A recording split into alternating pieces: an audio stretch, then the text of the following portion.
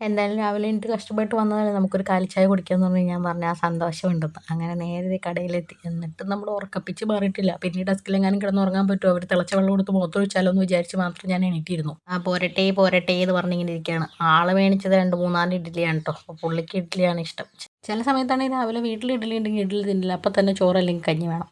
എന്താ അല്ലേ? അപ്പം ഞാൻ ചോദിച്ചു നിങ്ങൾ ഈ വെള്ളം പോലത്തെ സാമ്പാറൊക്കെ തിന്നുമല്ലേന്ന്. അപ്പോൾ എന്നെ ആക്കിക്കൊണ്ട് പറയുകയാണേ. വീട്ടിലൊക്കെ എന്നും കിട്ടിയെങ്കിൽ പിന്നെ പറഞ്ഞിട്ട് കാര്യമില്ല. ഇതിൻ്റെ രുചിയൊക്കെ അങ്ങോട്ട് ഇഷ്ടപ്പെട്ടു പോയിന്ന്.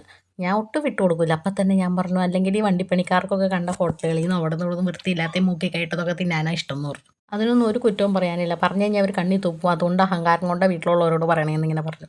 പറഞ്ഞു എന്നാൽ മോൾ എണീറ്റോ കഴിക്കണമെന്ന്. ഞാൻ പറഞ്ഞു അങ്ങനെ പറയരുത്, അത് ദോഷമാണ്, എനിക്കും കൂടി വേണമെന്ന് പറഞ്ഞ് ഞാൻ എന്ത് ചെയ്തു, 2 നൂൽപുട്ടും പിന്നെ കുറച്ച് കടലക്കറിയും കൂടി തരാൻ പറഞ്ഞു. ഭംഗിക്ക് വേണമെങ്കിൽ ഒരു പഴവും 2 പപ്പടം ആവായിരുന്നു. പിന്നെയാണ് ആലോചിച്ചത് അയ്യോ പുട്ടല്ലല്ലോ എന്ന്. പിന്നെ ഞാൻ എൻ്റെ 2 നൂൽപുട്ടുകൾ എടുത്ത് തിരിച്ചിട്ടിട്ട് നമ്മുടെ കടലാക്രമണത്തിന് ഇരയാക്കിക്കൊണ്ടിരിക്കുന്നതാണ് നിങ്ങളിപ്പോൾ കാണുകൊണ്ടിരിക്കുന്ന ദൃശ്യം. ഞാനും പൊതുവെ ഇങ്ങനെ രാവിലെ ചായ കുടിക്കലൊക്കെ അങ്ങോട്ട് കുറവാണ്. പിന്നെ എന്ത് ചെയ്തു, ഞാനൊരു കാപ്പിയും പറഞ്ഞു, ചേട്ടനാണെങ്കിൽ ഒരു ചായയും പറഞ്ഞു. എൻ്റെ കടലക്കറി മൊത്തം കൊടുത്ത് ഞാൻ എൻ്റെ ഇടിയപ്പത്തിൻ്റെ മുകളിലേക്ക് ഒഴിച്ചു. ഇനിയിപ്പോൾ എന്താണ് അടുത്ത പരിപാടി? അടുത്ത പരിപാടിയൊന്നുമില്ല. ചായയും കാപ്പിയും വരുന്നവരെ ഒന്ന് വെയിറ്റ് ചെയ്യുക. ഇത് നല്ലപോലെ കുഴച്ച് കുഴച്ച് കുഴച്ച് അങ്ങോട്ട് കഴിക്കുക. അത് തന്നെയാണ് ഏറ്റവും വലിയ സന്തോഷം. പിന്നെ ദേ വേഗം തന്നെ നമ്മുടെ കാപ്പിയും ചായയൊക്കെ എത്തിയിട്ടുണ്ട് കേട്ടോ. അങ്ങനെ ഞാൻ എൻ്റെ കാപ്പി കുറച്ച് അങ്ങോട്ട് കുടിച്ചു. എന്തെങ്കിലും വേണോ എന്തെങ്കിലും വേണോ എന്ന് എന്നോട് ചോദിച്ചു. ഞാൻ പറഞ്ഞു എനിക്കൊന്നും വേണ്ട. അപ്പോൾ എന്നോട് പറയണം ഒന്നും വേണ്ടേ പിന്നെ ഈ തിന്നത് നിർത്തിക്കോളാം. അതങ്ങനെ ശരിയാവും, ഞാനിപ്പോൾ തിന്നോണ്ടിരിക്കുകയല്ലേ. പാവം വേറെ അപ്പം വേണമെന്ന് ചോദിക്കാനായിരുന്നു എന്നോട് ചോദിച്ചത്. അങ്ങനെ പുള്ളി ഒരപ്പം പറഞ്ഞു. ആ ചേട്ടൻ 2 അപ്പം ഇട്ടോ പറഞ്ഞു. ഒരെണ്ണം മതി എന്നും പറഞ്ഞ് പുള്ളി ഒരെണ്ണം മാറ്റി വെച്ചു. എന്നോട് വേണമെന്ന് ചോദിച്ചു. ഞാൻ വേണ്ടാന്ന് പറഞ്ഞു.